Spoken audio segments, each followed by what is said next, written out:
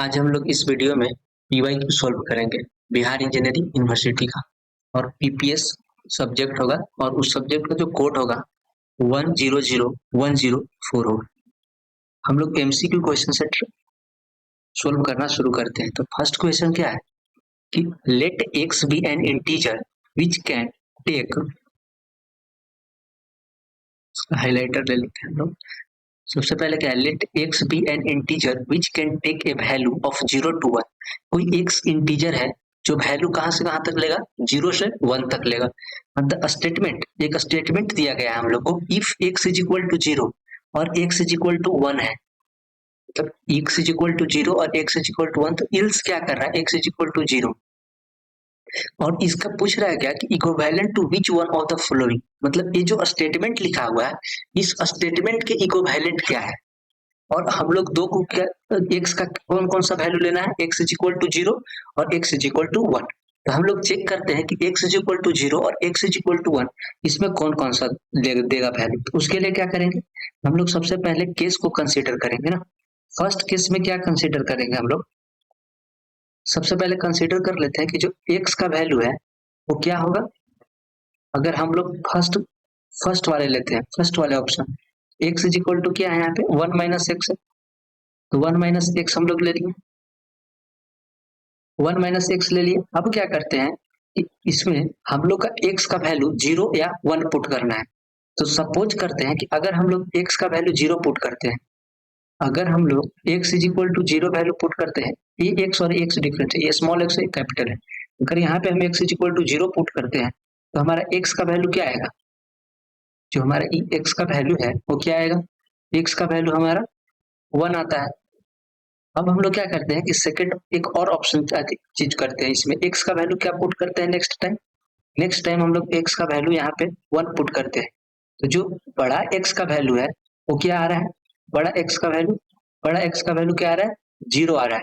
तो यहाँ पे 0 और 1 हमको मिल गया। तो यही ना पूछ रहा है, स्टेटमेंट ये है कि if x is equal to 0 और x is equal to 1, x is equal to 0 है कि नहीं, इसके इक्विवेलेंट कौन सा है। तो यहाँ पे हम लोग क्या करेंगे, ये ऑप्शन फर्स्ट को करेक्ट ऑप्शन है और इसको हम लोग टिक करेंगे। और अगर आपको और देखना है तो हम लोग नेक्स्ट ऑप्शन को भी सिलेक्ट करते हैं। नेक्स्ट ऑप्शन क्या है मेरा statement, x equal to x plus 1 है, x equal to x plus 1 है।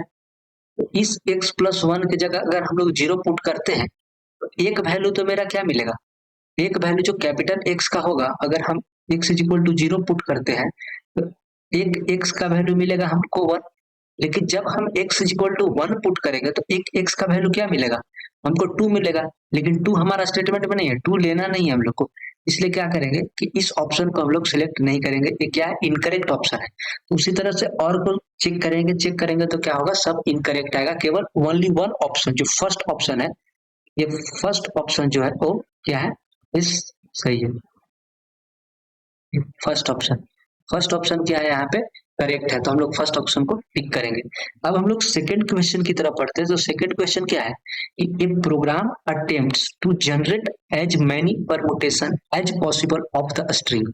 कह रहा है कि एक ऐसा प्रोग्राम बनाना है, एक ऐसा प्रोग्राम हम लोग लिखेंगे कि एबीसीडी स्ट्रिंग हमको गिवन होगा, उस स्ट्रिंग से हम लोग कितना स्ट्रिंग्स बना सकते हैं, परमुटेशन कितना लगा सकते हैं, और इसके द्वारा पुशिंग कैरेक्टर, मतलब कैरेक्टर को पुश करने के बाद हम लोग कितना उसको मतलब जनरेट कर सकते हैं, वो चीज बनाना। A B C D character हमारे पास है, इस कैरेक्टर को एक बार पुश करेंगे, फिर पॉप करेंगे, फिर पुश करेंगे, फिर पॉप करेंगे, तो उसको करने के बाद हम लोग कितने कैरेक्टर बना सकते हैं, इसे पूछ रहा है। In the same order on the stack onto stack पे, but it may pop off the top character at any time. क्या कर रहा है कि कोई भी पुश कर रहे हैं एलिमेंट को, तो कोई भी टाइम एक टॉप कैरेक्टर जो होगा उसको हम क्या करेंगे, पॉप कर देंगे किसी भी टाइम। तो which one of the following string cannot be generated using this program. अब कहता है कि ये जो प्रोग्राम हम बनाए तो ऐसा कौन सा स्ट्रिंग, ये चार ऑप्शन जो गिवन है, ये जो चार ऑप्शन में से ऐसा कौन सा स्ट्रिंग होगा कि वो जनरेट नहीं होगा, हम लोग पुश और पॉप करेंगे। तो हम लोग क्या करते हैं कि सबसे पहला जब करते हैं, पहला हम लोग क्या कंसिडर करते हैं कि अगर हम सभी एलिमेंट को पुश करते हैं, क्या करते हैं, ए बी सी डी को सारे को हम लोग पुश करते हैं और उसके रिस्पेक्टिवली क्या करते हैं कि सारे को हम लोग पॉप करते हैं इमीडिएटली। क्या करते हैं कि एक बार सारा हम लोग पुश कर देते हैं, तो अगर हम सारा को पुश करेंगे तो क्या मिलेगा हमको? पहला ऑप्शन ए मिलेगा, फिर क्या मिलेगा, फिर बी मिलेगा, फिर सी मिलेगा, फिर डी मिलेगा, क्योंकि हम इस वे में पुश किए हैं सबको। लेकिन हम क्या करें कि इमीडिएटली पॉप करना है, तो इमीडिएटली जब पॉप करेंगे सारे को तो क्या होगा, यही रिवर्स ऑर्डर में मिल जाएगा। रिवर्स ऑर्डर में क्या मिलेगा हमको? डी मिलेगा, फिर हमको सी मिलेगा, फिर क्या मिलेगा, बी मिलेगा, और फिर हमको क्या मिलेगा, ए मिलेगा। बी सी बी ए इस ऑप्शन में है सेकंड ऑप्शन, यानी सेकंड ऑप्शन क्या है, करेक्ट ऑप्शन है, ये मिलेगा हमको। लेकिन हमको खोजना क्या है कि कौन सा करेक्टर हमको नहीं चाहिए, कौन सा स्ट्रिंग हमको नहीं मिलेगा, लेकिन डी सी बी ए क्या करेगा, हमको मिलेगा। तो सेकंड ऑप्शन यहाँ गलत होगा। अब हम लोग सेकंड केस क्या लेते हैं कि हम लोग ए बी सी को पुश करते हैं। क्या करते हैं हम लोग? ए को पुश करते हैं, बी को पुश करते हैं, और सी को हम लोग पुश करते हैं। जब ए बी सी को पुश करेंगे तो क्या मिलेगा, ए बी सी मिलेगा, और पॉप कर देते हैं। तो पॉप करने के बाद क्या मिलेगा हमको, डी सी बी ए, दोनों ए बी सी डी और डी सी बी। इसमें थोड़ा सा हम लोग एक चीज गलत देखें कि ए बी सी डी जो है, ए बी सी डी, इसको अगर हम एक साथ पुश कर रहे हैं ना, एक साथ पुश कर रहे हैं, अगर हम लोग इसको इमीडिएटली अगर पॉप करते हैं तो वो हमको ए बी सी डी ही मिलेगा। ये जो हम आपको रेड वाला से कर रहे हैं ना, रेड वाला से जितना भी हम कलर कर रहे हैं, इसका मतलब क्या होगा कि वो सारा एलिमेंट हमको मिलेगा। रेड वाला का क्या है, इस सारा एलिमेंट हमको मिलेगा। तो क्या कर रहे हैं कि एक साथ अगर ए बी सी डी को हम लोग पुश कर रहे हैं, और तो क्या मिलेगा हमको, और उसको इमीडिएटली अगर पॉप कर देते हैं तो ए बी सी डी हमको मिलेगा। अब हम लोग नेक्स्ट क्या डिस्कस करते हैं कि अगर ए बी सी और डी को क्या करते हैं, पुश करते हैं, और एक एक करके जब पॉप करना शुरू करते हैं तो हमको क्या मिलेगा, डी सी बी ए। ये रेड वाला क्या है, ये रेड वाला हमको स्ट्रिंग मिलेगा। इस चीज का साइन है कि रेड वाला हमको स्ट्रिंग क्या होगा, मिलेगा। अब हम लोग नेक्स्ट क्या करते हैं कि next push A B C को करते हैं ना, केवल ए को पुश करते हैं, ए को पुश करते हैं, फिर बी को करते हैं, और फिर सी को करते हैं पुश किए। अब क्या करते हैं कि पॉप हम लोग इसको करते हैं, एक एक करके पॉप करते हैं, तो क्या मिलेगा, सी मिलेगा, बी मिलेगा। जब पॉपिंग स्टार्ट होगा, पहले पुशिंग किए तो ए बी सी मिला, लेकिन जिसको अब इसको हम लोग पॉपिंग करेंगे तो क्या होगा, सी बी हमको ए मिल गया, सी बी ए मिला। और अगर हम डी को पुश करते हैं लास्ट में, and pop will give us, push करके पॉप करते हैं तो क्या मिलता है हमको, लास्ट में डी मिल जाएगा। तो सी बी ए डी है इस ऑप्शन में, C B A D option में है, तो इसको हम लोग क्या करेंगे कि रेड से कर लेते हैं, यानी ई भी हमको मिलेगा। तो बचा क्या, बचा हमको थर्ड ऑप्शन।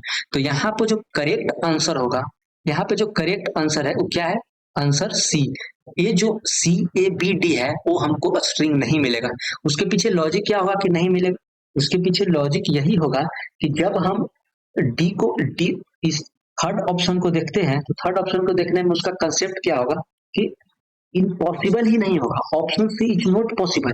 क्यों पॉसिबल नहीं होगा कि जो ए जो है कैन नॉट पॉप हो सकता है, ए को पॉप नहीं कर सकते after C and before B. यही इसका रीजन होगा कि ए को हम लोग क्या कर सकते हैं, कांट पॉप कर सकते हैं after C and before B. यही रीजन होता है कि हम इसको पॉप नहीं कर सकते हैं बी से पहले और सी के बाद, इसलिए ऑप्शन डी जो स्ट्रिंग है, वो जो ऑप्शन थर्ड स्ट्रिंग है, ये स्ट्रिंग हमको नहीं मिलेगा। तो करेक्ट आंसर इसका क्या होगा, ऑप्शन थर्ड। अब हम लोग नेक्स्ट क्वेश्चन की ओर जाते हैं। तो नेक्स्ट क्वेश्चन क्या है, इसमें थर्ड क्वेश्चन है, एक बार क्वेश्चन को हम लोग पढ़ते हैं कि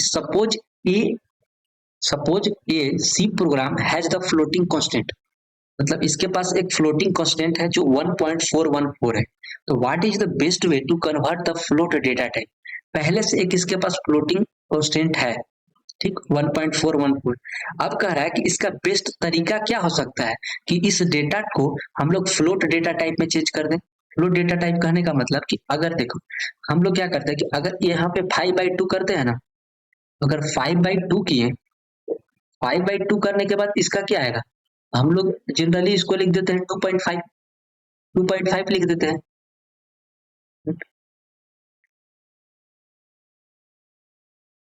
हम लोग क्या करते हैं, इसको 2.5 लिखते हैं, 2.5 लिख दिए। लेकिन जब हम इसमें इंटीजर यूज कर देते हैं, इंटीजर डेटा टाइप, तो हम लोग इसको क्या लिखते हैं, 2 केवल लिख देते हैं, इसको केवल 2 लिखेंगे। वही कह रहा है कि इसको हम लोग क्या बेस्ट वे हो सकता है इस डेटा टाइप को, फ्लोट डेटा टाइप। तो इसको क्या बोलते हैं, इस डेटा टाइप अगर इस डेटा टाइप में मिलता है तो हम लोग इसको बोलते हैं फ्लोट डेटा टाइप। इसको कौन सा डेटा टाइप बोलते हैं, इसको फ्लोट डेटा टाइप बोलते हैं। और इसको कौन सा डेटा टाइप बोलते हैं, इसको इंटीजर डेटा टाइप बोलते हैं। तो वही बोल रहा है यहाँ पे कि एक फ्लोटिंग कांस्टेंट पहले से है 1.414, तो इसका क्या बेस्ट वे होगा कन्वर्ट करने का float data type. Option A float 1.414 आप यहाँ पे कर सकते हैं कन्वर्ट, बट एक फ्लोटिंग कांस्टेंट नहीं है, ये दूसरा चीज है। एक फ्लोट यहाँ पे आप जब लिख दीजिएगा एफ, ये भी एक टाइप होता है। ये कंफ्यूजन हो सकता है कि हम यहाँ पे फ्लोट लिख देंगे तो क्या मेरा 2.5 देगा, हाँ देगा 2.5 ये देगा। यहाँ पे फ्लोट 1.4 ये भी नहीं है, क्यों, इसका एक अलग कंसेप्ट होता है। जो 1.414 है ना, वो एक it self float data type है। ये क्या कहता है कि ये ऑलरेडी एक फ्लोट डेटा टाइप है, तो यहाँ कुछ रिक्वायर्ड नहीं होगा, नथिंग इज रिक्वायर्ड। क्यों, क्योंकि by default floating constant is double, double है ना data type, double data type होता है बाय डिफॉल्ट। जो ये फ्लोटिंग कांस्टेंट है, देखो बात यहाँ पे यही समझना है कि हम लोग इस वाले कैरेक्टर को अपना वैलिड मानते हैं। अगर हम यहाँ पे 5/2 लिखते हैं, ये 5 हम यहाँ पे 2 लिखे, अगर यहाँ पे हम एफ लिख देते हैं तो एम हमको फ्लोट वैल्यू देता है, ये सही है। तो इसको फर्स्ट ऑप्शन देख के टिक नहीं करना है, क्योंकि ये चीज सही है, ये फ्लोट वैल्यू देता है। जब आप सी प्रोग्रामिंग कीजिएगा तो उसमें आप अगर यहाँ पे आप कोई भी नॉर्मली डिवीजन कर रहे हैं या मल्टीप्लीकेशन कर रहे हैं और उस डिवीजन और मल्टीप्लीकेशन को आप फ्लोट चाहिए, तो आप यहाँ पे ऐसे लिख दीजिएगा इस सिंटेक्स में, तो आपको मिल जाएगा फ्लोट वैल्यू। पर ये चीज यहाँ नहीं कह रहा है, क्या कह रहा है कि 1.414 जो है एक फ्लोटिंग कांस्टेंट है, और 1.414 क्या है, एक फ्लोट डेटा टाइप ही है। और फ्लोटिंग कांस्टेंट जो होता है ना, वो बाय डिफॉल्ट क्या होता है, बाय डिफॉल्ट उसको हम लोग बोलते हैं डबल डेटा टाइप। और डबल डेटा टाइप का जो लिखने का सिंटेक्स होता है ना, वो ऑप्शन सी में होता है।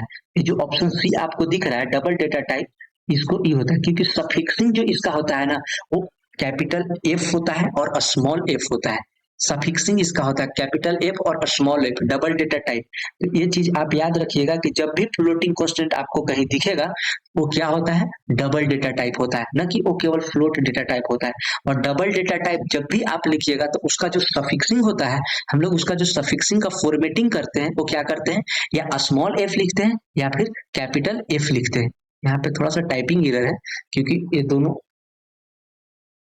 दोनों आपको स्मॉल दिख रहा है, बस एक कैपिटल होगा, यहाँ पे एक कैपिटल होगा, इसलिए इसको क्या बोल सकते हैं कि ऑप्शन सी इज यहाँ पे करेक्ट होगा। अब हम लोग एक ऑप्शन डी की ओर बढ़ते हैं। यहाँ पे एक कोड लिखा हुआ है, कोड क्या लिखा हुआ है, what is the output of following program. यहाँ पे इसका आउटपुट हम लोग को निकालना है।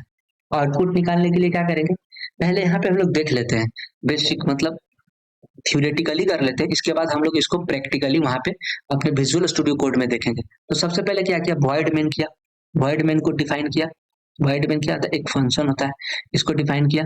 इसके बाद क्या किया, इंटीजर को एक डिफाइन किया, इंटीजर ए कोई वेरिएबल बनाया उसको, और ए वेरिएबल नाम बनाया। ए वेरिएबल में किस टाइप का डेटा को स्टोर कर रहा है, इंटीजर डेटा को स्टोर कर रहा है। तो ए इज इक्वल टू 1, और ए देखो ये जो लेफ्ट और राइट साइड, ये 1 जो है ना, 1 क्या है, राइट साइड है, और ये लेफ्ट साइड है। तो लेफ्ट साइड में जो आपको गिवन है ना वेरिएबल, उसमें स्टोर होता है राइट साइड वाला वैल्यू। मतलब ये जो 1 आपको दिख रहा है, ये 1 क्या होगा, बार इसको हम लोग इरेज कर लेते हैं। ये जो 1 दिख रहा है, ये जो 1 यहाँ पे दिख रहा है, A1, ये क्या है, A1 जो दिख रहा है, ए इज इक्वल टू 1, 1 किस में स्टोर हो रहा है, ए में। तो लेफ्ट साइड वाला जो भी वेरिएबल होगा, उसमें क्या होगा, स्टोर होगा राइट साइड वाला वैल्यू। उसके बाद क्या किया है, यहाँ पे लूप लगाया है। लूप क्या कर रहा है कि ए इज लेस देन और इक्वल टू 1। अगर ए लेस देन और इक्वल टू 1 होगा तब ये लूप आगे चलेगा। देखो एक बेसिकली क्या डिफरेंस होता है कि 3 गो लूप होता है, 3 लूप हम लोग यूज करते हैं ना, फोर लूप, वाइल लूप और डू वाइल लूप। तो अंतर क्या होता है तीनों में, एक बेसिक कॉमन क्वेश्चन है, कोई भी पूछ सकता है कि what is the difference between in the loop, for loop, while loop और डू वाइल। तो उसमें तीनों में एक छोटा सा यही डिफरेंस होता है कि जब हम लोग क्या करते हैं कि डू वाइल लूप यूज करते हैं ना, तो उसमें क्या करता है कि एक बार आपका प्रोग्राम रन कर जाता है, मतलब एक बार आपका आउटपुट दे देगा, उसके बाद कंडीशन चेक करता है, क्योंकि उसका सिंटैक्स इसी तरह से होता है। क्या करेगा कि जब हम लोग लूप डिस्कस करेंगे उस टाइम वहां डिटेल से समझ सकते हैं, पर यहाँ पे शॉर्टकट एक कंसेप्ट के लिए समझते हैं कि क्या होता है कि जब डू व्हाइल लूप हम लोग डिस्कस करते हैं तो वहां पे क्या होता है कि एक बार वो प्रोग्राम को रन कर जाता है, इसके बाद वो कंडीशन चेक करता है। लेकिन जब हम लोग व्हाइल लूप डिस्कस करते हैं ना, तो व्हाइल लूप में क्या होता है कि पहले कंडीशन चेक करता है, इसके बाद वो आगे आगे का कंडीशन को चेक करेगा। जिस तरह से आपका अगर कंडीशन ही गलत है तो पूरा प्रोग्राम एक बार भी रन नहीं करेगा। लेकिन डू व्हाइल में ऐसा नहीं है, एक बार आपका प्रोग्राम एग्जीक्यूट करेगा। लेकिन फोर लूप में क्या है कि फोर लूप में हम लोग को क्या होता है, इटरेशन रहता है। मतलब कि आपका एक लिमिट कंडीशन हुआ है, एक रेंज है, एक रेंज तक जाने के लिए हम लोग क्या करते हैं कि फोर लूप को यूज करते हैं। लेकिन व्हाइल लूप में कोई रेंज नहीं, इन्फिनाइट लूप तक आप इसको यूज कर सकते हैं। और डू व्हाइल में क्या होगा कि एक बार आप यूज कंडीशन पहले चेक नहीं होगा, एक बार प्रोग्राम एग्जीक्यूट करेगा, इसके बाद आपका कंडीशन चेक होगा। तो हम लोग यहाँ कहते हैं व्हाइल लूप को यूज किया है तो A is less than equal to one. A का वैल्यू वन है तो सही है, ए इक्वल टू वन है। अगर if A modulus of one क्या कहता है, जैसे कि हम लोग क्या यहाँ पे लेते हैं, अगर हम लोग 3/2 करते हैं ना, जब 3/2 डिफाइन करते हैं तो इसका जो रिमाइंडर बचता है ना, बेसिकली इसका रिमाइंडर कितना बचेगा, वन। वही वन जो होता है ना, यहाँ पे मॉडुलस के फॉर्म में होता है। ये क्या देता है, बेसिकली रिमाइंडर देता है। तो यहाँ से हम लोग को क्या रिमाइंडर मिलेगा, वन रिमाइंडर मिला। तब आगे बढ़ेंगे, ठीक है, तो प्रिंट क्या करेंगे, percentage T A plus plus. हाँ, यहाँ पे एक बेसिक चीज समझने का क्या है, दो तरह के हम लोग अपना पढ़ते हैं। एक प्री इंक्रीमेंट होता है, एक पोस्ट इंक्रीमेंट होता है, एक प्री डिक्रीमेंट होता है, एक पोस्ट डिक्रीमेंट होता है। ये जो पार्ट है, यहाँ पे हम लोग थोड़ा सा लिखते हैं, एक प्री इंक्रीमेंट और एक पोस्ट इंक्रीमेंट होता है ना।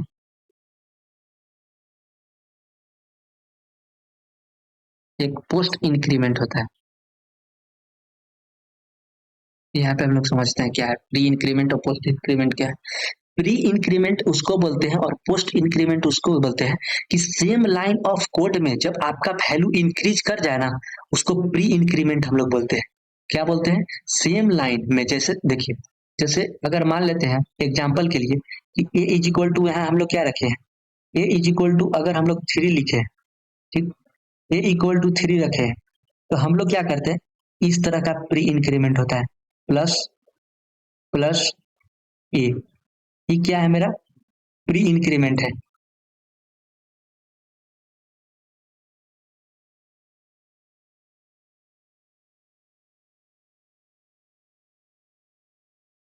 ए प्लस प्लस, अगर हम यहाँ पे ए लिख देते हैं, ए मेरा क्या है, मेरा प्री इंक्रीमेंट है। अगर यही चीज को हम क्या करते हैं कि ए प्लस प्लस लिखते हैं, ए प्लस प्लस लिखते हैं, तो क्या होगा, ए प्लस प्लस लिख दिया ना। तो अब क्या हुआ कि यहाँ जो ए इज इक्वल टू थ्री है ना, तो यहाँ ए का वैल्यू अगर इस सेम ऑफ लाइन में देखेंगे तो ए का वैल्यू यहाँ पे फोर हो जाएगा। लेकिन यहाँ ए का वैल्यू अगर हम चेक करते हैं तो यहाँ ए का वैल्यू मेरा क्या रहेगा, थ्री ही रहेगा। क्योंकि इसको प्री इंक्रीमेंट बोलते हैं। मतलब प्री इंक्रीमेंट बोलने का मतलब कि सेम लाइन में आपका वैल्यू इंक्रीज कर जाएगा। लेकिन पोस्ट इंक्रीमेंट का कहने का मतलब कि आपका प्रोग्राम रन कर जाएगा और जब सेकेंड बार आप उस वैल्यू को पिकअप कीजिएगा तो उस टाइम आपका वैल्यू क्या होगा, इंक्रीज्ड वे में मिलेगा। इसको हम लोग विजुअल स्टूडियो कोड में समझते हैं। जैसे देखिए, क्या करते हैं कि इसके लिए सबसे पहले हम लोग विजुअल स्टूडियो कोड को ओपन करते हैं और यहाँ पे कुछ एक फोल्डर बनाते हैं। फोल्डर, न्यू फोल्डर हम लोग बना लेते हैं,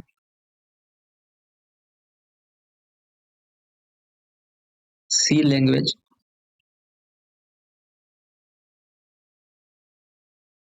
बना लिए।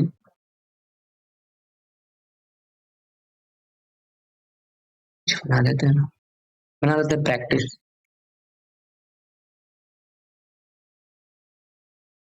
बेसिकली डेस्कटॉप साइट पे नहीं जा रहा, न्यू फोल्डर हम लोग सी लैंग्वेज बना लेते हैं। इसको सिलेक्ट करते हैं और यहाँ पे क्या करते हैं कि हम लोग एक सब फोल्डर क्रिएट कर लेते हैं कुछ भी नाम से। मान लेते हैं हम लोग इंडेक्स डॉट सी से, बस लास्ट में सी लगाना होगा। यहाँ पे क्या करते हैं कि हम लोग सबसे पहले स्टैक इंक्लूड कर लेते हैं।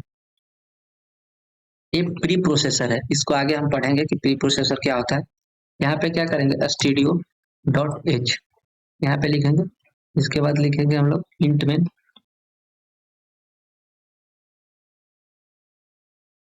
इंट में और यहाँ पे हम लोग एक वेरिएबल ले लेते हैं ए, और जिसका हम लोग वैल्यू दे देते हैं 10। अब क्या करते हैं कि हम लोग क्या करते हैं, एफ प्रिंट एफ क्या करते हैं, परसेंटेज डी सीधा, और क्या प्रिंट करते हैं, प्लस प्लस ए।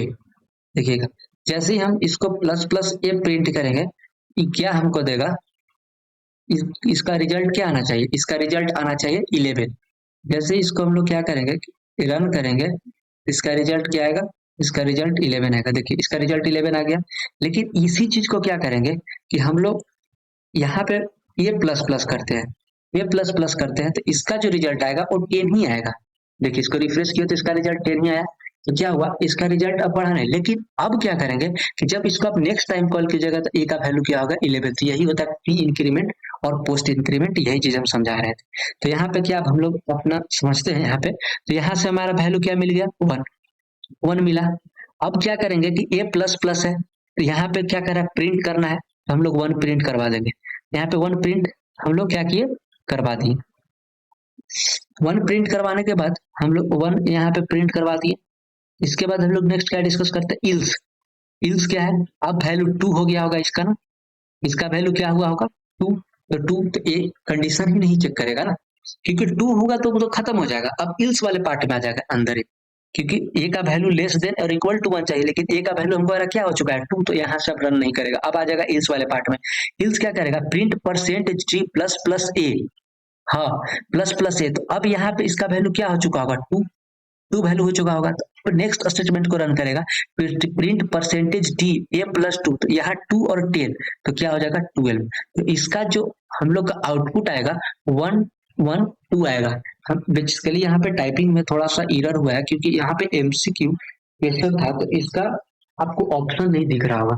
लेकिन इसका जो ऑप्शन दिया गया है वो फिर से हम बता देते हैं कि ऑप्शन क्या दिया। इसका करेक्ट आंसर वैसे जो होगा वो ए वाला होगा, करेक्ट आंसर 1 1 2 होगा।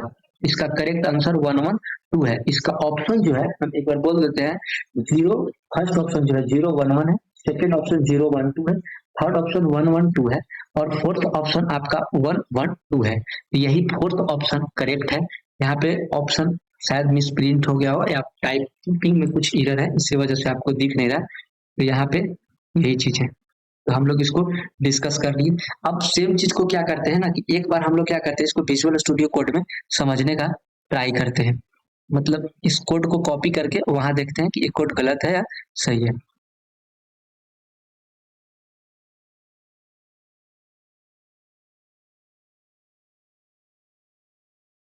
क्या करते हैं कि इसको हम लोग विजुअल स्टूडियो कोड में कॉपी कर लेते हैं।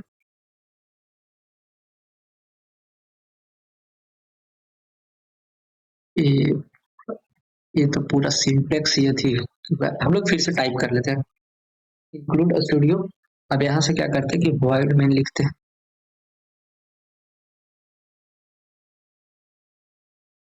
वॉइड में हम लोग करते हैं ए। अब ए इज इक्वल टू हम लोग डाल देते हैं 10। बाद क्या करते हैं, वाइल लूप लगाते हैं। यहाँ पे देखिए वाइल लूप जैसे ही हम क्लिक किए क्या आ गया, सबसे पहले कंडीशन आया। तो हम लोग क्या करेंगे, यहाँ पे कंडीशन डालेंगे। वो खुद विजुअल स्टूडियो कोड क्या करता है, वो सब मैसेज दे देता है आपको। वाइल कंडीशन क्या डालेंगे, ए लेस देन इक्वल टू क्या होना चाहिए, 1 होना चाहिए। अब इसके बाद यहाँ पे हम लोग कोड लिखेंगे कि हमारा वैल्यू क्या होना चाहिए, इफ इसमें क्या होना चाहिए। तो हम लोग इसके अंदर कंडीशन लिखते हैं कि इफ, यदि क्या होना चाहिए, ए मॉडुलस 2। ए मॉडुलस 2 जो होगा, इसके बाद हम क्या लिखेंगे कि प्रिंट कर दो ना मेरा, क्या प्रिंट कर दो, प्रिंट एफ लिखेंगे। प्रिंट क्या कर दो, percentage D comma A plus plus, ये प्रिंट वैल्यू कर दो। इसके बाद हम लोग सेमी कॉलम लगाएंगे। इसके बाद हम लोग का इल्स है, अगर एक चला ठीक है तो इल्स है। इल्स के बाद हम लोग क्या करेंगे, बहुत कोई यहाँ इल्स के बाद ए वाला नहीं देता है, तो आप यहाँ दे सकते हैं।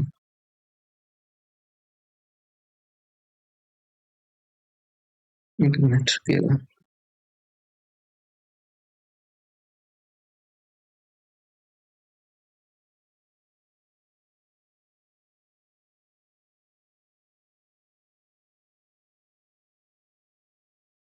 प्रिंट सही है, नहीं थोड़ा सा यहाँ गलती है क्योंकि ये वाला पार्ट ये नहीं ले पा रहा है। एक मिनट, हम लोग इसको फिर से लिख लेते हैं।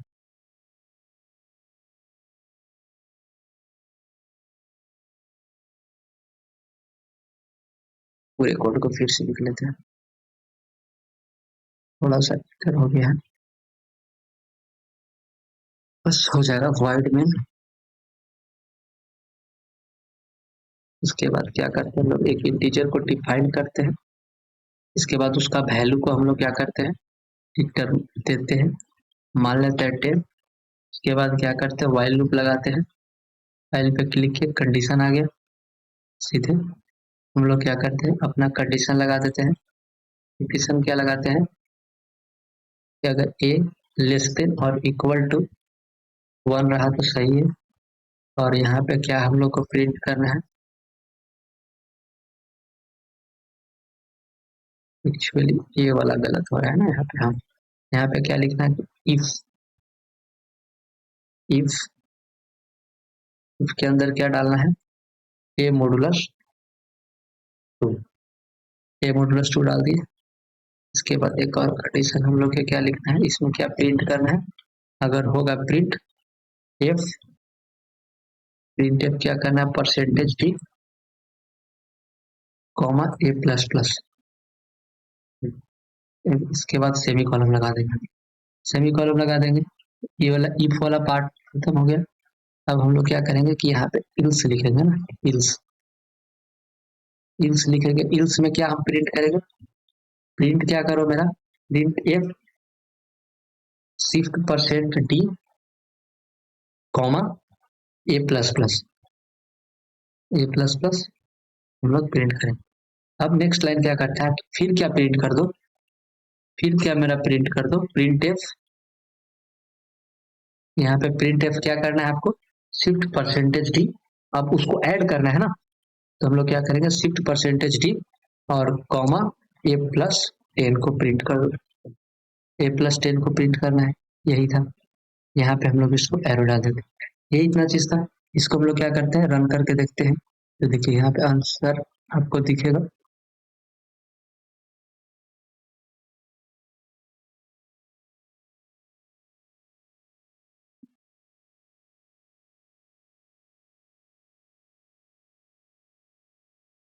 कोड बस इसका आउटपुट लेकिन 112 आएगा, लेकिन यहाँ पे कोड में कुछ एरर है, मिनट लेट में चेक।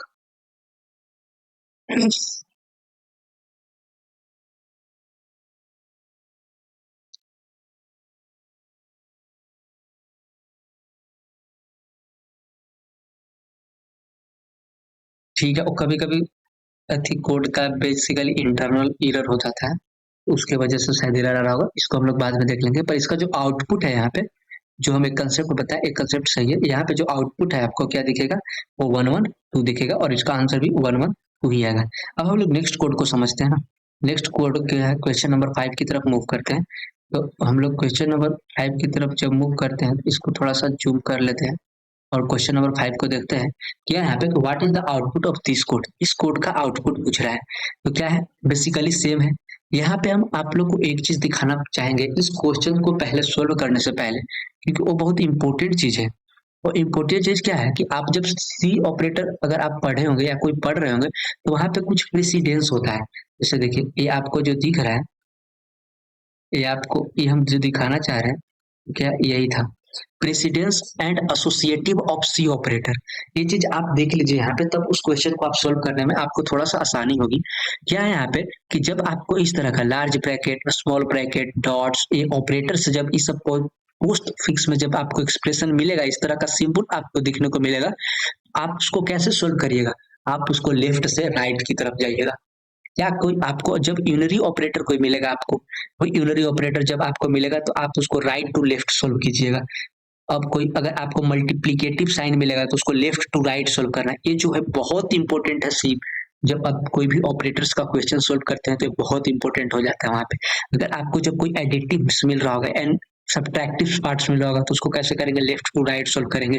बिटवाइज कोई शिफ्ट होगा तो उसको लेफ्ट टू राइट सोल्व करेंगे। रिलेशनल कोई होगा तो उसको लेफ्ट टू राइट शिफ्ट करेंगे। अगर कोई इक्वलिटी होगा तो उसको लेफ्ट टू राइट शिफ्ट करेंगे। अगर कोई बिटवाइज एंड होगा तो उसको लेफ्ट टू राइट शिफ्ट करेंगे। अगर कोई बिटवाइज एक्सक्लूसिव और होगा तो उसको लेफ्ट टू राइट शिफ्ट करेंगे। इस सब का सिंबल आप देख सकते हैं यहाँ पे किस तरह का सिंबल होगा आपका। अगर बिटवाइज कोई इंक्लूसिव होगा तो उसका लेफ्ट टू राइट ऐसा करेंगे। अगर कोई लॉजिकल एंड होगा, लॉजिकल और होगा, लॉजिकल एंड, लॉजिकल और कोई कंडीशनल ऑपरेशन एक्सप्रेशन होगा तो ये सब इस शीट में अटैच कर देंगे या डिस्क्रिप्शन बॉक्स में इसका वेबसाइट जो है यहाँ पे उसका हम लिंक डाल देंगे, वहां से आप जाकर इसको देख सकते हैं। तब अब हम लोग इस क्वेश्चन को सोल्व करते हैं। अब आपको समझ में आएगा कि बेसिकली है क्या यहाँ पे। जैसे what is the output of this C code. सबसे पहले इंक्लूड स्टूडियो डॉट एच लिखा हुआ है, वॉइड में लिखा हुआ int a is equal to क्या लिखा हुआ 5 इंटू 3 प्लस 2। क्या देखें आपकी मल्टीप्लीकेटिव जो होगा या एडिटिव होगा या सब्ट्रैक्टिव होगा तो हम उसको लेफ्ट से राइट सोल्व करेंगे। लेफ्ट से राइट मतलब यहाँ से स्टार्ट करेंगे और इस वे में, इस डायरेक्शन में हम लोग क्या करेंगे, इसको सोल्व करेंगे। तो सबसे पहले क्या करेंगे, मल्टीप्लाई करेंगे। तो 5 इंटू 3 हम लोग क्या लिखते हैं 15, मल्टीप्लाई कर दी 5 इंटू 3 15। ये मत सोचिएगा कि एगो में बोर्ड मास लगा दिए तो सब में बोर्ड मास लगा देंगे, ऐसा कुछ नहीं है। यहाँ पे बोर्ड मास का यहाँ पे फॉलो नहीं होगा। हाँ, बोर्ड मास की तरह आप बोल सकते हैं कि एक यहाँ पे अलग रूल है, उस रूल से आप सोल्व कर सकते हैं। जब आपका कोई लॉजिकल ऑपरेटर आया तो लेफ्ट से राइट जाइए, या बिट वाइज आया तो लेफ्ट से राइट जाइए, या फिर और आया और एंड आया, बिटवाइज और बिटवाइज एंड, ये सब जब आया तो आप क्या कीजिए, उसको लेफ्ट से राइट सोल्व कीजिए। ये वे होता है। ये नहीं मान लीजिएगा कि अगर एक क्वेश्चन आप बोर्ड मास की तरह सोल्व करेंगे तो सारा क्वेश्चन आप बोर्ड मास की तरह सोल्व कर सकते हैं, तो ऐसा कुछ नहीं है, गलत हो जाएगा आपका। तो क्या हुआ 5 इंटू 3 15 हो गया। अब 15 प्लस 2 क्या करेंगे हम लोग, इसमें क्या करेंगे, यहाँ पे प्लस 2 करते हैं, तो प्लस 2 करेंगे यहाँ पे, तो प्लस 2 करेंगे तो क्या हो जाएगा, ये चीज अब क्या बना मेरा, अब यहाँ पे मेरा 17 बन गया, 17 बन गया। अब क्या करेंगे, 17 में से -4 करेंगे, 17 में से 17 में से -4 करेंगे तो जो फाइनल आंसर आएगा वो फाइनल आंसर क्या आएगा आपका 13 आएगा। तो 13 ऑप्शन कौन सा है, ऑप्शन फर्स्ट। ये फर्स्ट ऑप्शन क्या है आपका करेक्ट है। अब हम लोग नेक्स्ट 6 का डिस्कस करते हैं कि 6 क्या है। ये भी बेसिकली आउटपुट है। What is the output of C code. आप इसको सिंटेक्स सेम है, आप इसको कॉपी करके आप क्या कर सकते हैं, अपना विजुअल स्टूडियो कोड में आप उसको रन कर सकते हैं। बेसिक कंसेप्ट समझना है कि इसके पीछे कंसेप्ट क्या है, इसके पीछे लॉजिक क्या यूज होता है। अब देखिए, जो यहाँ पे आप हमको दो चीज आपको बताए थे, प्री इंक्रीमेंट और पोस्ट इंक्रीमेंट, उसी तरह से एक और कंसेप्ट होता है यहाँ पे प्री डिक्रीमेंट या पोस्ट डिक्रीमेंट, बस उसको में वैल्यू घट जाता है। जिससे देखिए आप अगर ये समझ रहे होंगे ना कि आपको यहाँ पे प्लस और प्लस ए लिखा हुआ है, इसका मतलब क्या है, बेसिकली एक असाइनमेंट ऑपरेटर होता है, इसका मतलब क्या है, A is equal to, A equal to क्या लिखा हुआ है, ए इक्वल टू लिखा हुआ है ए प्लस 1, ये लिखा हुआ है क्या, ए इक्वल टू ए प्लस 1, यही लिखा हुआ है। जब आप प्लस प्लस ए देख रहे हैं तो इसका मतलब A is equal to A plus 1। ये रीच रहे चाहे पोस्ट रहे, इसका मतलब यही होता है। अगर आप क्या देख रहे हैं कि माइनस माइनस माइनस माइनस ए देख रहे हैं, माइनस माइनस ए देख रहे हैं, इसका मतलब क्या होता है कि ए इज इक्वल टू, ये जो यहाँ पे ए इज इक्वल टू होगा, ए इज इक्वल टू क्या होगा, A A minus A equal to A minus 1 होगा। तो ये सेम चीज है। तो ए ए लिखिए आप यहाँ पे, चाहे ए लिखिए, ये दोनों क्या है, सेम चीज है। बेसिकली क्या, आप इसको शॉर्टकट बनाया गया है, ये आप शॉर्ट में यूज कर सकते हैं। ये दोनों समय माइनस माइनस ए लिखिए, चाहे a is equal to A minus 1 लिखिए, चाहे प्लस प्लस ए लिखिए, या a is equal to A plus 1 लिखिए, सेम चीज है। चलिए अब हम लोग इस क्वेश्चन को सोल्व करते हैं। तो सोल्व करने के लिए b is equal to 6 value given है, बी का वैल्यू कितना है 6 है, और सी का वैल्यू क्या है 7 है। तो क्या कर रहा है कि a is equal to plus plus b, pre increment है, तो बी का वैल्यू यहाँ पे क्या हो जाएगा, बी का वैल्यू यहाँ पे 7 हो जाएगा। अब क्या कर रहा है कि प्लस सी माइनस माइनस, तो क्या है, जो डिक्रीमेंट है वो बाद में हुआ है, पहले नहीं हुआ है। तो सेम ऑफलाइन कोड में क्या होगा, एग्जीक्यूट, उसका वैल्यू घटेगा नहीं, तो इसका वैल्यू क्या रह जाएगा, सी का वैल्यू 7 का 7 रह जाएगा। लेकिन जब अगला बार आप इसको एक्सेस कीजिएगा, सी का वैल्यू क्या हो चुका होगा, सी का वैल्यू 6 हो चुका होगा, सी का वैल्यू क्या हो चुका होगा, सी का वैल्यू 6 हो गया चुका। लेकिन हम लोग को अगला बार यूज नहीं करना है, तो इसलिए इस वैल्यू को ध्यान नहीं देंगे। तो 7 7 प्लस क्या 14, तो हम लोग 14 को टिक आउट कर देंगे, और 14 इसका करेक्ट आंसर भी होगा। अब हम लोग नेक्स्ट क्वेश्चन की ओर बढ़ते हैं। यहाँ पे एक और आउटपुट है, क्या कह रहे हैं कि what is the output of C code. इस कोड को समझने के लिए हम लोग को क्या पढ़ना पड़ेगा, फो पढ़ना पड़ेगा, जो हम आपको लेक्चर के बाद डिस्कस करेंगे। जब हम लोग फो ये वाले फंक्शन को डिस्कस कर लेंगे उसको, उस टाइम हम इसको आपको क्वेश्चन को एज ए एग्जाम्पल या एज ए असाइनमेंट हम लोग इसको डिस्कस कर रहे होंगे। लेकिन हम बता दे रहे हैं आप इसका, जब अगर आप कोई ट्राई करता है और उसको आंसर फाइंड करता है, उसका आंसर जो होगा वो 10 आएगा। इसको फर्स्ट ऑप्शन आपको आ सकता है। लेकिन हम लोग जब इस फंक्शन को पढ़ लेंगे ना, फो फंक्शन को, उस टाइम इसको डिस्कस करेंगे, क्योंकि ये इंपॉर्टेंट कंसेप्ट है।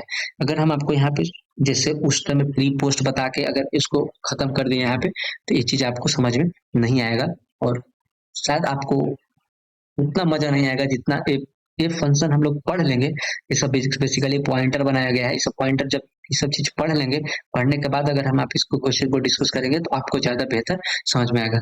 उसी तरह से क्या होता है, एक नीचे और क्वेश्चन आता है, एक थ्योरेटिकल क्वेश्चन है, user defined data type can be derived by. मतलब कहता है कि जैसे फंक्शन में भी यूजर डिफाइंड होता है, कोई भी डेटा टाइप है यूजर डिफाइंड डेटा टाइप है, तो हम उसको कैसे ड्राइव कर सकते हैं। टाइप डेटा टाइप जो होगा कैन बी ड्राइव्ड बाय, उसको स्ट्रक्ट लगा के कर सकते हैं, इनम लगा के कर सकते हैं। ये सब क्या है, ये सब कीवर्ड है जो आप ये देख रहे हैं यहाँ पे, स्ट्रक्ट देख रहे हैं, इनम देख रहे हैं, टाइप देख रहे हैं, ये सब क्या है, एक कीवर्ड है। क्या है, एक कीवर्ड है। एक कीवर्ड है तो आप इसको लगा के क्या कर सकते हैं कि आप इसको लगा के कोई भी डेटा टाइप जो यूजर डिफाइंड डेटा टाइप है उसको क्या कर सकते हैं, ड्राइव कर सकते हैं। टाइप डेट बहुत तरह के होता है, एक्सटर्न कर सकते हैं, फ्लोट कर सकते हैं, कांस्टेंट कर सकते हैं, स्विच कर सकते हैं, यूनियन, अनसाइड, वाइड, वोलेटाइल। इसमें आपका सारा का सारा ऑप्शन सही है। अब हम लोग नेक्स्ट डिस्कस करते हैं कि as per C language standard which of the following is are not a keywords. Keywords कौन नहीं है यहाँ पे, ये पूछ रहा है यहाँ पे कीवर्ड्स कौन नहीं है। तो सबसे पहले देखते हैं कि कीवर्ड्स कौन कौन यहाँ पे नहीं है। तो देखिए कीवर्ड्स जो, हम बहुत तरह के कीवर्ड्स आप देखे होंगे। कीवर्ड्स एक स्पेसिफिक नेम होता है, जो मतलब जैसे कि हम इसमें जो कीवर्ड्स है उसको छोड़ के और आपको बहुत सारा कीवर्ड्स का नाम बताते हैं। जैसे आप ब्रेक का नाम सुने होंगे, ब्रेक एक कीवर्ड्स है, केस एक कीवर्ड्स है, करैक्टर एक कीवर्ड्स है, कॉन्स्टेंट एक कीवर्ड्स है, कंटिन्यू भी एक कीवर्ड्स है, डू भी कीवर्ड्स है, इफ भी कीवर्ड्स है, फ्लोट भी कीवर्ड्स है। इस तरह के बहुत तरह के आपको क्या मिलेगा, कीवर्ड्स मिलेगा। बट हमको उतना कीवर्ड्स के बारे में नहीं पता कर चाहिए। हमको क्या चाहिए कि ये कीवर्ड्स में कौन कौन से पिक द बेस्ट स्टेटमेंट जो कि कीवर्ड्स नहीं होगा। तो हम क्या आपको बोल रहे हैं कि जो ऑटो है ना, ऑटो, ये ऑटो ये भी एक कीवर्ड्स है। साइज ऑफ भी आपका एक कीवर्ड्स है, साइज ऑफ कीवर्ड्स है। लेकिन मेक और मेन कीवर्ड्स नहीं है, मेक और मेन कीवर्ड्स नहीं है। और इल्स इफ कीवर्ड नहीं है, लेकिन आप इफ कीवर्ड है, इल्स इफ कीवर्ड नहीं है, इफ कीवर्ड है, इल्स भी कीवर्ड है। अगर आप इफ और इल्स को अलग अलग देखिएगा तो ये दोनों कीवर्ड्स है, लेकिन आप जब इसको साथ में देखिएगा तो ये साथ में दोनों कीवर्ड्स नहीं है। तो क्या इसका बेस्ट स्टेटमेंट आप क्या सिलेक्ट किए होंगे अभी तक, ये जो हम इतना डिस्कस किए इसको देख के आपको बेस्ट स्टेटमेंट क्या लगा हो। उसको बेस्ट स्टेटमेंट लगा करके जिसमें सबसे ज्यादा क्या है, कीवर्ड्स नहीं है। सबसे ज्यादा कीवर्ड्स किसमें है, मेक और मेन कीवर्ड्स नहीं है, साइज ऑफ कीवर्ड्स है, ऑटो कीवर्ड्स है। तो मेक, मेन और इल्स इफ क्या है, ये सबसे बेस्ट ऑप्शन है, जो कि तीनों के तीनों कीवर्ड्स नहीं है। इसको बोल सकते हैं, कोई कोई बोल सकता है कि हम लोग फर्स्ट ऑप्शन को क्यों नहीं सिलेक्ट किए, ये भी तो कीवर्ड्स है, नहीं है, दो कीवर्ड्स। हाँ तो सही है, बिल्कुल कीवर्ड्स है, लेकिन इसको हम इसलिए सिलेक्ट नहीं किए क्योंकि इसमें दो ही है। लेकिन जो तीसरा मेरा इल्स इफ है वो एक और ऑप्शन में है और ये दोनों भी है, तो बेस्ट ऑप्शन यही ना हुआ। तो इसलिए हम लोग क्या करेंगे कि इस बेस्ट ऑप्शन को, ऑप्शन नंबर 4 को हम लोग क्या करेंगे, टिक करेंगे, जो करेक्ट आंसर होगा। अब हम लोग नेक्स्ट क्वेश्चन की ओर बढ़ते हैं। कहता है कि what is the output of this code when the one is entered, one integer. इस आप सिंटेक्स को यहाँ पे ध्यान से देखिएगा, आपको पता चल जाएगा कि क्या एरर है। ये वन एफ नहीं, बेसिकली यहाँ पे वन ही लिखा हुआ है, ये वन एफ गलती टाइप, यहाँ पे वन लिखा हुआ है, ये कुछ है नहीं यहाँ पे। बेसिकली ये क्या होता है ना कि यहाँ पे जो डाला जाता है वो फॉर्मेट स्पेसिफायर फॉर्मेट होता है। यहाँ पे जो होता है वो क्या होता है, फॉर्मेट स्पेसिफायर होता है। तो वन कोई फॉर्मेट स्पेसिफायर थोड़ी ना है, वन क्या एक इंटीजर है। अगर यहाँ पे आई डालता तो सही है, आई डालता तो सही है ना, क्योंकि आई क्या है, एक इंटीजर का फॉर्मेट। एफ डालता तो भी सही है क्योंकि एक फ्लोट का है। सी एच भी डालता तो सही है क्योंकि एक कैरेक्टर का है। मतलब इस तरह के, अगर एल भी डालता तो सही है, ये डबल का है, तो इस तरह फॉर्मेट स्पेसिफायर होता है, तो इस फॉर्मेट स्पेसिफायर अगर डालता तब सही है, तो इसलिए इसका क्या आंसर होगा, कंपाइल एरर, टाइम एरर। मतलब आप जब रन कीजिएगा तो वहां पे कंपाइल टाइम एरर दिखाएगा, वो उससे कंपाइल नहीं कर पाएगा, तो इसलिए इसका ऑप्शन फर्स्ट जो होगा करेक्ट होगा। अब हम लोग क्या किए कि सारा एमसीक्यू का क्वेश्चन डिस्कस कर लिए। अब हम लोग क्या डिस्कस करते हैं, अब हम लोग डिस्कस करते हैं अपना सब्जेक्टिव क्वेश्चन। तो हम अपना सब्जेक्टिव क्वेश्चन की ओर मूव करते हैं, और हम लोग फर्स्ट सेकेंड क्वेश्चन को डिस्कस करते हैं। जो मेरा सेकेंड क्वेश्चन क्या है, what do you mean by the pre processor, आप प्री प्रोसेसर से क्या समझते हैं, एंड ऑल्सो एक्सप्लेन द, हम लोग एक या दो क्वेश्चन डिस्कस करेंगे थ्योरी का, बाकी कोडिंग वाला पार्ट को हम लोग ज्यादातर फोकस करेंगे डिस्कस करने का, क्योंकि ये वाला आपका थ्योरेटिकल पार्ट तो कहीं से मिल जाएगा, पर कोडिंग वाला समझना थोड़ा सा मुश्किल होता है, इसलिए हम लोग ज्यादातर फोकस करेंगे कोडिंग वाला क्वेश्चन। बट ये वाला क्वेश्चन बता देते हैं क्योंकि क्वेश्चन थोड़ा अच्छा टाइप में आता है। जैसे what do you mean by the pre processor, pre processor क्या होता है, सबसे पहला क्वेश्चन प्री प्रोसेसर होता क्या है। अब नेक्स्ट क्वेश्चन क्या है इसमें, also explain the use of, देखिए percentage i format specifier with respect to scanf function. हम लोग सबसे पहले समझते हैं कि प्री प्रोसेसर क्या होता है। तो प्री प्रोसेसर, जैसे आप इसको लिख रहे होंगे, आप जब सी प्रोग्राम कर रहे होंगे तो ये वाला कोड बहुत यूज कर रहे हैं, स्टूडियो, इसके बिना आप कोई भी प्रोग्राम नहीं लिखे होंगे।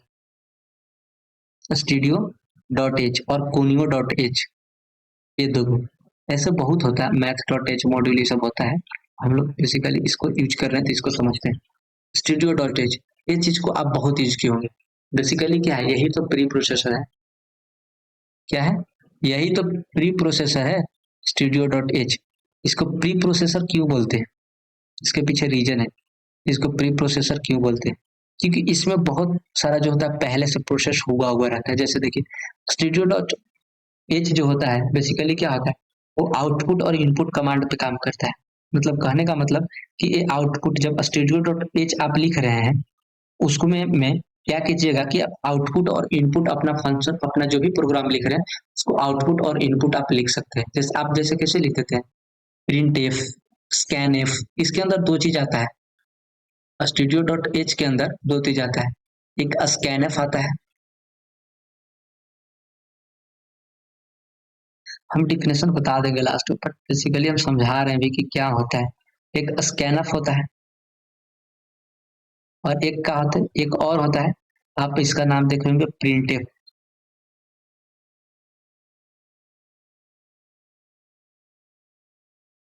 प्रिंट एफ, स्कैनफ और प्रिंट एफ दो चीज होता है, स्टूडियो डॉट एच में हम लोग यूज करते हैं। ये क्या होता है, बेसिकली क्या होता है, ये इनपुट लेने का काम करता है ना, इसमें इनपुट, आप इसमें मैसेज नहीं डाल सकते। जब आप स्कैनफ फंक्शन यूज कीजिएगा तो स्कैनफ में क्या कर सकते हैं, आप मैसेज नहीं डाल सकते, इसमें कोई डेटा को इनपुट कराते हैं। और प्रिंटफ क्या होता है, उसका आउटपुट देता है। इसको हम लोग समझ सकते थे कोड से, पर उतना जरूरी नहीं है, अभी आप जब कोडिंग कीजिएगा तो समझिएगा, क्योंकि ये लेक्चर बहुत लेंथी होने वाला है ऑलरेडी, तो इसलिए हम लोग इसको नहीं, बस इतना समझते हैं कि स्कैनफ स्टूडियो डॉट एच जब होता है इसको बोलते हैं लोग प्री प्रोसेसर, और प्री प्रोसेसर में स्कैनफ आता है, स्टूडियो डॉट एच में स्कैनफ आता है और प्रिंटफ आता है। ये स्कैनफ क्या, इसका काम क्या होता है, इनपुट लेने के लिए, स्कैनफ क्या कर, प्रिंटफ क्या करता है, आउटपुट देने के लिए। एक और बता देते हैं आपको, कोनियो डॉट एच आप यूज करते हैं तो उसमें भी दो आता है, एक गेच आता है, एक क्लियर स्क्रीन आता है, आप देखे होंगे दो चीज, तो उसमें गेज और क्लियर स्क्रीन यूज होता है, इसमें स्टूडियो डॉट एच लिखते हैं, इसलिए आपका स्कैनअप और प्रिंटफ आप यूज करते हैं। बेसिकली प्री प्रोसेसर होता है क्या, अब हम लोग डिफिनेशन पे आते हैं, समझते हैं कि प्री प्रोसेसर होता क्या है। तो प्री प्रोसेसर एक सोर्स होता है प्रोग्राम का, जहां से क्या होता है कि वैसा एग्जीक्यूट करता है, जैसे कि passing the compiler and preprocessor are the, मतलब टाइम ऑफ कंपाइलेशन, आप कुछ भी पास करते हैं।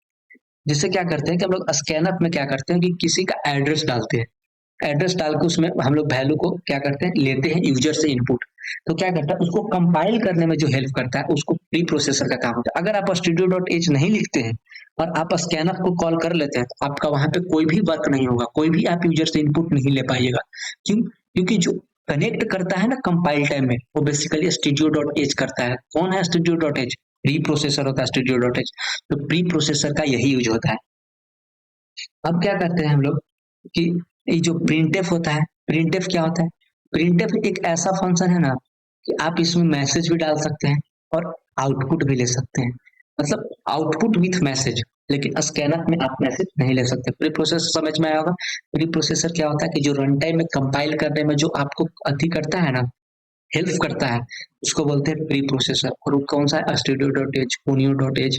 जैसे आप मैथ मॉड्यूल जब पढ़िएगा, इसमें पढ़ना है, सी में पढ़िएगा, या फिर पाइथन अगर आप पढ़े होंगे तो वहाँ पे मैथ.h एक मॉड्यूल होता है। वहाँ मैथ मॉड्यूल आप जब इंपोर्ट कीजिएगा तो उसमें बहुत सारा आप यूज कर सकते हैं, किसी नंबर का स्क्वायर निकाल सकते हैं। अगर बिना मैथ मॉड्यूल यूज किए आप स्क्वायर नहीं निकाल सकते हैं नंबर का।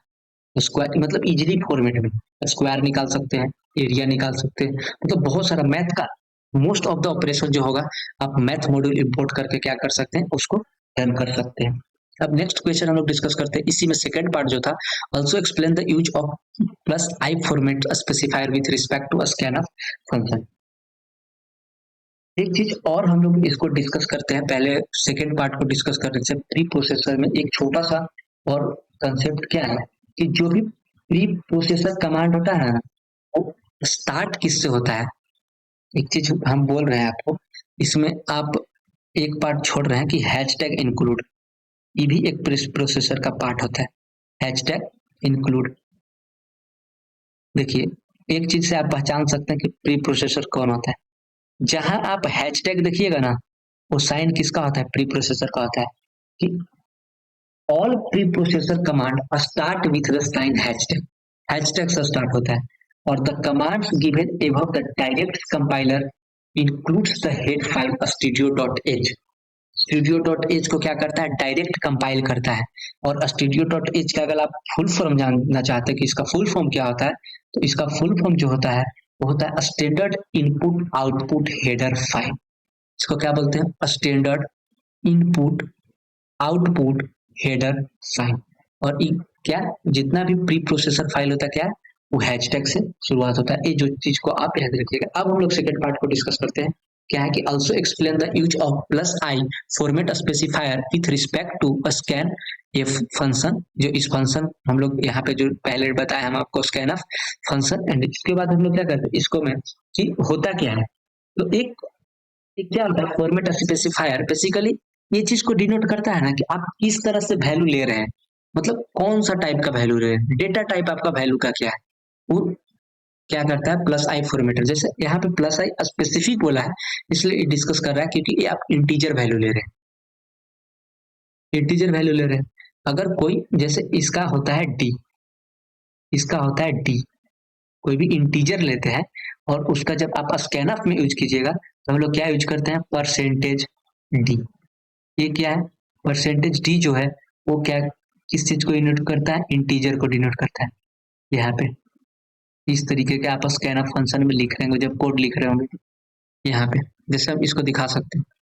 देखिए यहाँ पे हम लोग यूज किए हैं ना, देखिए यहाँ पे परसेंटेज डी क्या इंटीजर का ही है, ठीक है। देखिए यहाँ पे हम लोग INT यूज किए हैं, ये सेम चीज होता है स्कैनफ में भी, प्रिंटफ में भी, तो यही चीज का वहां डिस्कस हो रहा है, ये सिमिलर चीज था।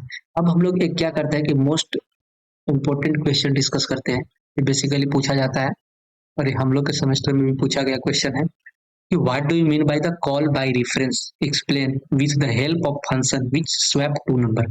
आपको दो नंबर दिएगा, इसका कंसेप्ट समझते हैं। क्या पूछता है कि आपको दो नंबर दिया जाएगा ए और बी, और बोलेगा कि यहाँ तो कॉल बाय रेफरेंस पूछा है ना, बस हम आपको यहाँ एक और एक्स्ट्रा चीज बताएंगे, call by value. Call by value और कॉल बाय रेफरेंस से आप कैसे किसी चीज को मतलब कन्वर्ट स्वैप कर सकते हैं दो नंबर को। तो देखिए, कॉल बाय वैल्यू और कॉल बाय रेफरेंस में यही अंतर होता है कि रेफरेंस में आप किसी एड्रेस पास करते हैं। रेफरेंस देखिएगा, आप एड्रेस पास कीजिएगा। ये एड्रेस पास करने का सिंटेक्स हम आपको बता रहे हैं। ये एड्रेस पास करने का क्या है? सिंटेक्स है। आप इस तरह से क्या कीजिएगा कि एड्रेस पास कीजिएगा। और अगर ये कॉल बाय रेफरेंस में होता है, लेकिन जब कॉल बाय वैल्यू लिखिएगा ना, आप क्या कीजिएगा? उसका वैल्यू पास कीजिएगा सीधे, ए कॉमा। ये क्या है? अगर आप किसी चीज का एड्रेस देखना चाहते हैं ना, आप इस ए वाले लिखिए M%, M% इसको बोलते हैं हम लोग M%, M% ए और M% बी। ये क्या देगा आपको? आपको वैल्यू इसका एड्रेस देगा, ए का एड्रेस देगा। लेकिन आप चाहते हैं कि नहीं हम इसको वैल्यू पास करते हैं, ए कॉमा बी लिखेगा सीधे। अब हम लोग क्या करते हैं, इसको सीधे विजुअल स्टूडियो कोड में चलते हैं और इसको हम लोग अच्छे से समझते हैं, प्रोग्राम लिख के उसको रन करके देखते हैं कि बहुत इंपॉर्टेंट क्वेश्चन होने वाला है।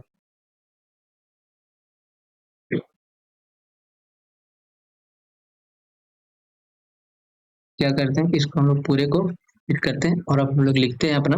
सबसे पहले हम लोग डिस्कस जो करेंगे वो हम लोग डिस्कस करते हैं कॉल बाय वैल्यू।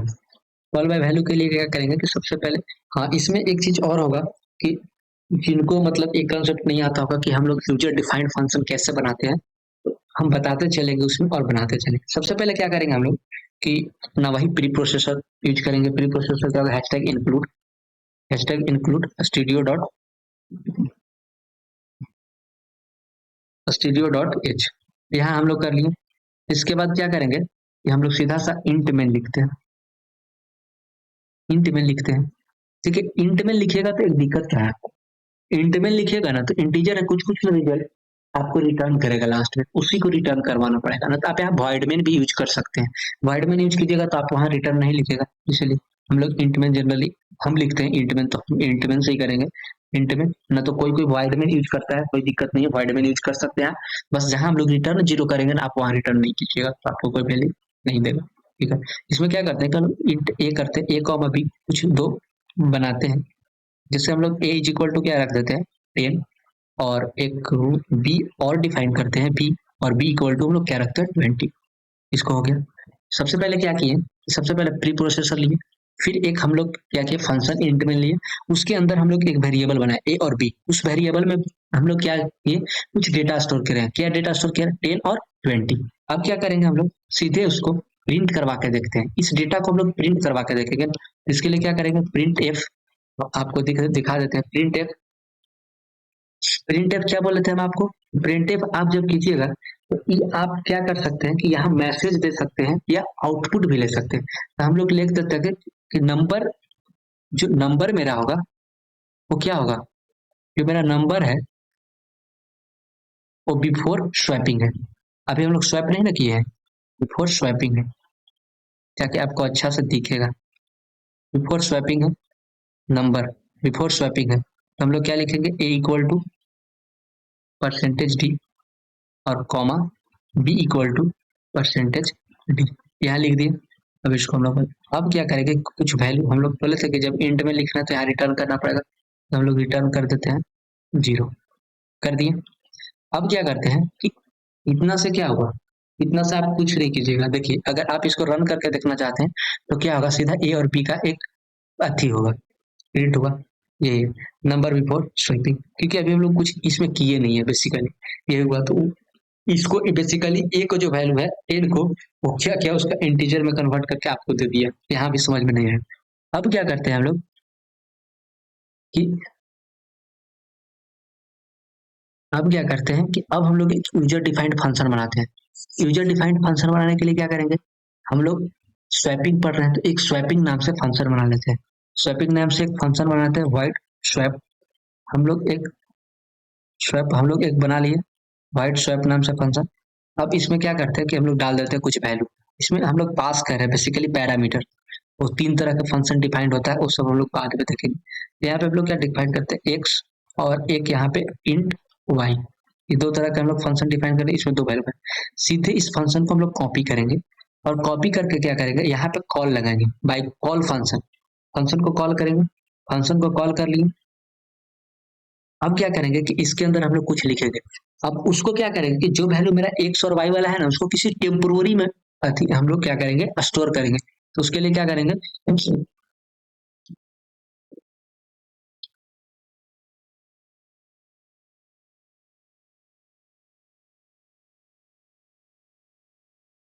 उसको क्या करेंगे, उसके लिए हम लोग एक टेम्पोररी डिफाइन करेंगे अपना, टेम्प डिफाइन कर लिए। इसके बाद क्या करेंगे कि हम लोग टेम्प को वैल्यू को जो एक्स होगा उस किस में स्टोर करेंगे, टेम्प में स्टोर कर लेते हैं हम लोग एक्स को, टेम्प में एक्स को स्टोर कर लिए। अब क्या करते हैं कि एक्स और वाई को दोनों एक्सचेंज करना है ना, तो दोनों को बराबर करना पड़ेगा। तो हम लोग क्या करते हैं, x is equal to y कर देते हैं। अब क्या करते हैं कि टेम्प में वाई को ले लेते हैं, वैल्यू एक्सचेंज हो गया होगा यहाँ पे।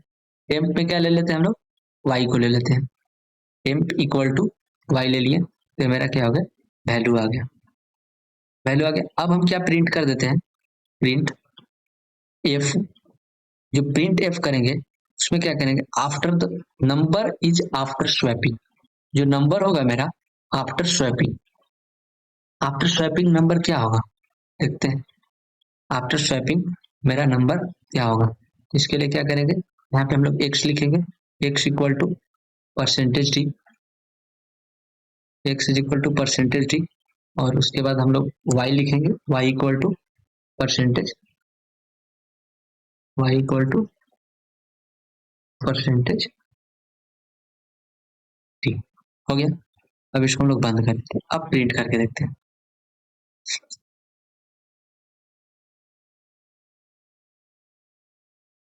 वाइट इंट मेन है, सही है।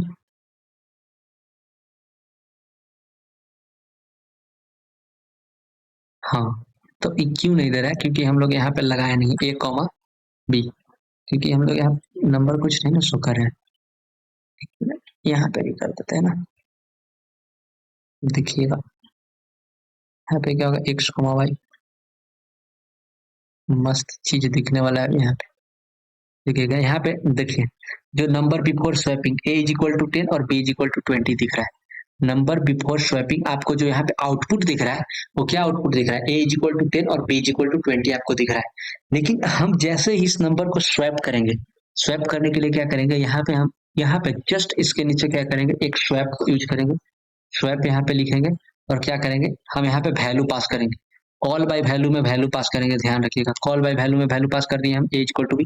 अब देखिएगा अब क्या है यहाँ पे, कि अभी ए इज इक्वल टू 10 और बी इज इक्वल टू 20 है ना, आप क्या चाहते हैं कि मेरा एक्स इज इक्वल टू 20 हो जाए और वाई इज इक्वल टू 10 हो जाए। जैसे ही हम इसको रन करेंगे ना तो वैल्यू आ जाएगा, इसे देखिए एक्स इज इक्वल टू 20 और वाई इज इक्वल टू 10। अगर आप चाहते हैं कि इसको अच्छा से अंडरस्टैंड कर पाए, नेक्स्ट लाइन में हम लोग बैक स्लैश एन कर देंगे। अब इसको नेक्स्ट लाइन में आप देखिएगा, देखिए number after swapping, number after swapping x is equal to 20, थोड़ा सही रहा है, x comma y, a is equal to 10 और बी इज इक्वल टू 10 है, और यहाँ पे क्या होगा कि x x is equal to 20 और वाई इज इक्वल टू भी 20 हो गया। हम लोग थोड़ा सा गलती किए हैं, यहाँ पे गलती की है, सेम वैल्यू को कर लिया है ना, इसीलिए y is equal to temp होगा। ये अगर आप भी मिस्टेक कर रहे हैं तो यहाँ पे थोड़ा सा आपको वैल्यू दूसरा आएगा। अब इसको रन कीजिए, आप आपका सही आ जाएगा वैल्यू। देखिए क्या होगा कि नंबर आफ्टर स्वैपिंग जो नंबर हुआ वो x इज इक्वल टू 20 हो गया और y इज इक्वल टू 10 हो गया, और before swapping x is equal to 10 और b। इस तरह से आप लिख सकते हैं कि call by value, call by value में आप किस तरह से दो नंबर को स्वैप कर सकते हैं। और बेसिक एकदम सेम फॉर्मेट होता है call by reference. Call by reference में क्या होगा, बस यहाँ पे आप क्या कीजिएगा, बस सिमिलर क्या होगा, यहाँ पे आप क्या कीजिएगा, सिमिलरली यहाँ पे इसको पॉइंटर बना दीजिएगा। देखिए हम इसको क्या बनाते हैं, अब कॉल बाय अति रेफरेंस बनाते हैं, यहाँ पे पॉइंटर बनाए, सब सेम होगा, बस सब सेम होगा, यहाँ पे सिमिलर पॉइंटर बनाइए। देखिए कुछ नहीं चेंज करेंगे, यहाँ सिमिलर यहाँ पे हम पॉइंटर बनाएंगे, पॉइंटर बना दिए। अब क्या करेंगे कि ये एक्स पॉइंटर है, इस एक्स को भी हम लोग यहाँ पे बनाएंगे, बेसिकली इसको भी बनाएंगे, सबको खाली पॉइंटर बना देना है। सिमिलर कंडीशन है, कुछ नहीं चेंज करना है, बस लास्ट में बताएंगे कि क्या चेंज करना है। यहाँ पे सेम हो गया, और यहाँ भी हम लोग क्या प्रिंट करवा लेंगे, ना पॉइंटर ही प्रिंट करवाएंगे, हो गया, यहाँ पे सब सेम है, ठीक है। अब क्या करते हैं कि ये जो वैल्यू डाले थे ना, अब यहाँ पे हम लोग क्या करते हैं कि एड्रेस डालेंगे, अब यहाँ पे हम लोग एड्रेस डालेंगे, एड्रेस डाल दिए। अब देखेंगे हम लोग आउटपुट, सेम आउटपुट रहेगा, देखिए चेंज हो गया। तो यही होता है call by reference. Call by reference और कॉल बाय वैल्यू में यही डिफरेंस है कि कॉल बाय वैल्यू हम लोग क्या करते हैं कि कॉल बाय वैल्यू में हम लोग सिर्फ एक वैल्यू पास करते हैं, और कॉल बाय रेफरेंस में क्या करते हैं कि हम लोग उसका एड्रेस पास कर देते हैं। कॉल बाय रेफरेंस में क्या करते हैं, हम लोग उसका एड्रेस पास करते हैं, और कॉल बाय वैल्यू में हम लोग क्या करते हैं कि वैल्यू पास करते हैं। ये बहुत मोस्ट इंपॉर्टेंट क्वेश्चन है, इस क्वेश्चन को अच्छे से समझ लीजिएगा, क्योंकि ये बिहार इंजीनियरिंग यूनिवर्सिटी जो एग्जाम होता है उस एग्जाम में क्वेश्चन आता ही आता है। अब हम लोग क्या करते हैं कि ये लेक्चर अब नेक्स्ट क्वेश्चन जो है वो explain the pointer arithmetic with the help of suitable diagram. तो ये सब अब थ्योरेटिकल क्वेश्चन है। इसमें एक दो क्वेश्चन जो कोडिंग वाला है वो 4 और ए वाला कोडिंग वाला कुछ पार्ट है, हम लोग क्या करेंगे उसको नेक्स्ट लेक्चर में डिस्कस करते हैं, क्योंकि ये लेक्चर ऑलरेडी बहुत लंबा हो चुका होगा, तो हम लोग इसको नेक्स्ट लेक्चर में डिस्कस करते हैं। अगर आपको वीडियो अच्छा लगा हो तो वीडियो को लाइक करें, शेयर करें और सब्सक्राइब करें। Thank you.